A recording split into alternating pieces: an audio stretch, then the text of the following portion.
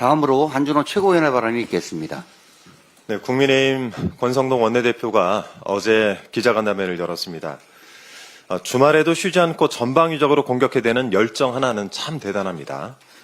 그런데 그 내용을 보면 재탕, 삼탕에 불과해서 타격감은 1도 없습니다.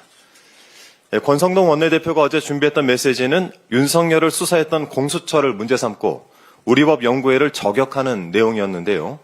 그 기조는 지난 금요일 오후 4시에 윤석열 법률 대리인단이 발표한 기자회견의 내용과 크게 다를 것이 없습니다. 심지어 영장 쇼핑과 같은 용어도 동일했습니다. 고작 내란숙의 윤석열의 허무맹랑한 주장이나 재방송하려고 주말에 출근해서 참 여러 사람 고생을 시키는구나 싶었습니다. 그런데 인상적인 대목이 하나 있더군요. 권성동 원내대표가 느닷없이 사법개혁 카드를 꺼낸 것인데요.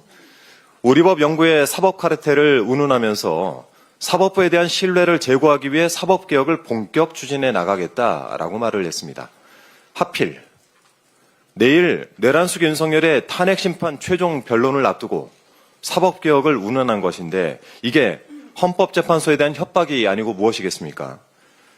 타인을 겁박하는 권성동 원내대표의 폭언은 사실 어제 오늘 일도 아닙니다. 2022년 3월 15일 김호수 당시 검찰총장에게 자진 사퇴를 요구했고 2022년 10월 7일 과방위 국정감사장에서는 김재남 당시 한국원자력안전재단 이사장에게도 자진 사퇴를 촉구하면서 혀 깨물고 죽지 뭐하러 그런 짓을 하느냐라는 극언을 일삼았습니다. 올해 1월 8일에는 쌍특검법 재표결을 앞두고는 몇몇 국민의힘 의원들에게 찬성할 것이면 탈당하라 라고 종용을 하기도 했습니다.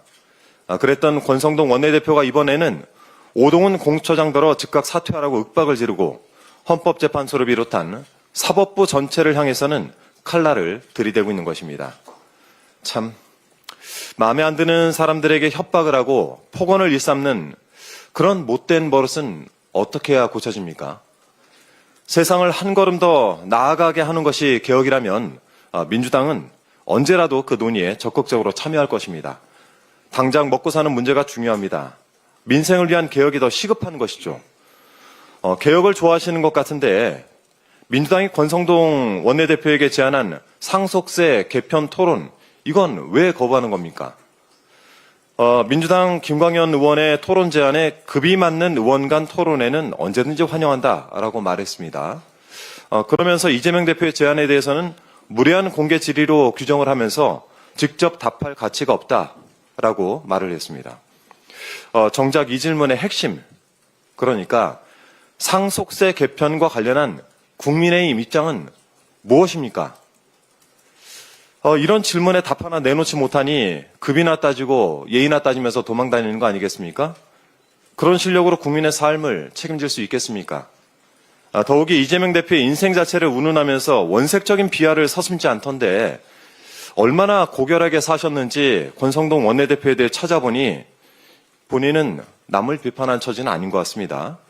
오죽하면 어느 온라인 위키 사전에 권성동 비판 및 논란 이란 별도의 문서가 마련되어 있던데 이러다 정말 기네스북에 오르겠습니다. 나와 있는 것만 몇 개 열거하면 국감중 비키니 검색 논란, 고3 비하 논란, 대통령실 사적 채용 논란 옹호, 구급 공무원 비하 논란, 사촌동생 업체 수의계약 논란, 강릉성 KTX 사유화 논란, 교육부 및 고용노동부 공무원 사적 채용 논란 등등 이 정도면 인생 자체가 논란 아닌가요?